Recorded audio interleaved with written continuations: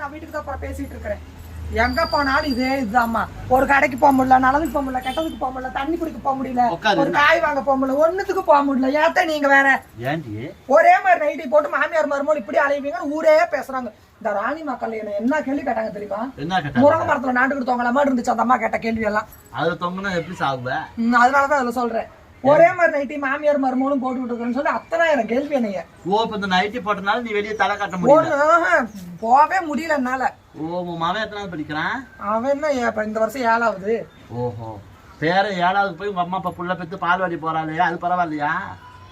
அது அங்க தேவை. நீங்க வரமாட்டாங்க. இங்க பாருங்க, ஒட்டுக்க உட்கார்ந்து இருக்கிறமே 4 பேர் என்ன விதமா பேசுறாங்க. சரி சரி, கேவலமும் அசிங்கமும் வந்து உங்க ஆத்தாளுக்கு இல்ல, எனக்கு தான்.